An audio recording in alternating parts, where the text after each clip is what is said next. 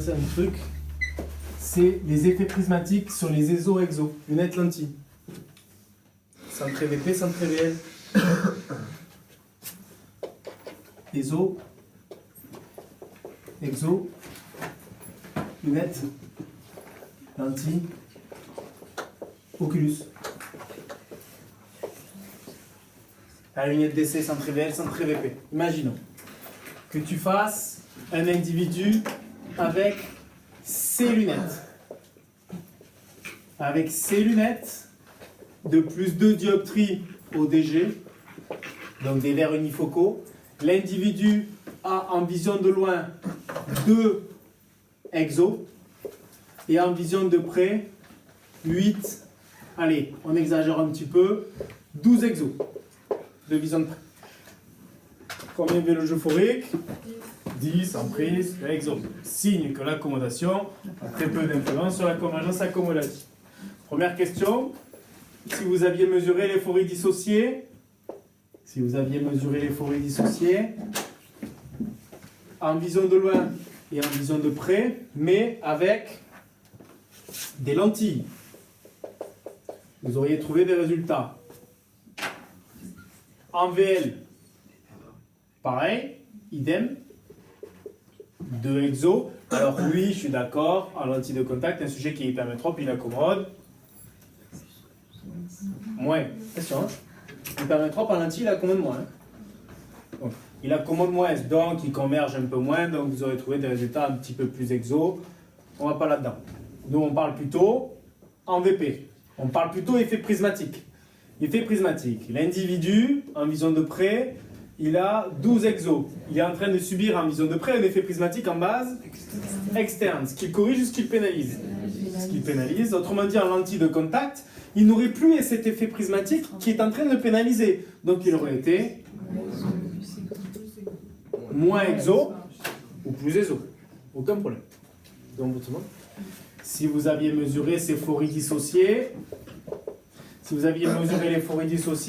à la lunette DC, donc à l'Oculus, avec la lunette DC, sauf qu'avec cette lunette DC, en VL, vous la centrez VL, et en VP, vous la centrez VP.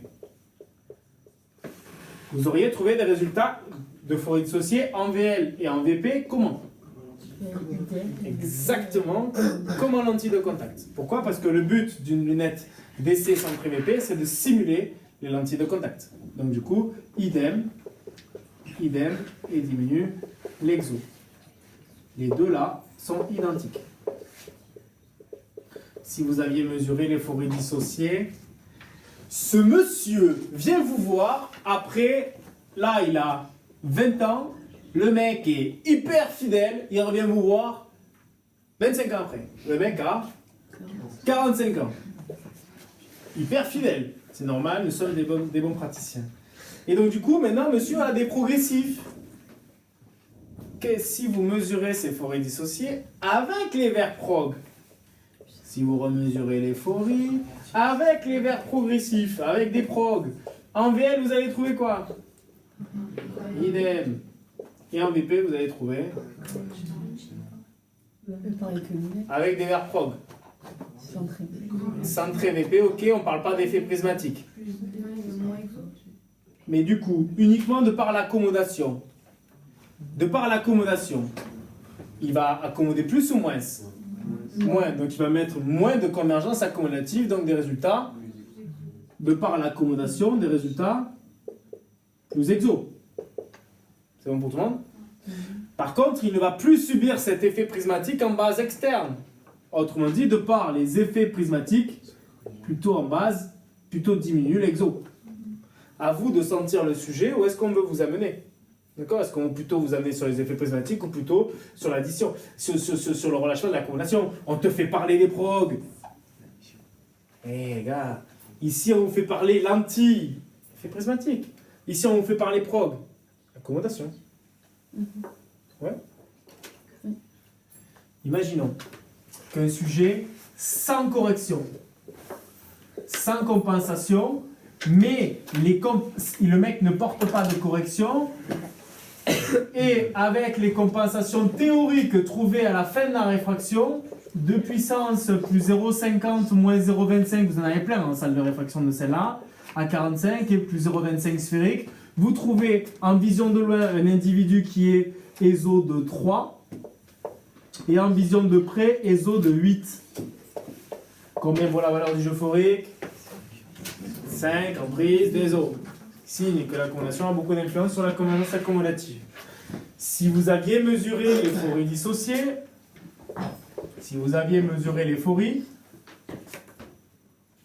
mais sans les lunettes, sans les compensations, dans la vie de tous les jours, vous auriez trouvé en vision de loin des résultats.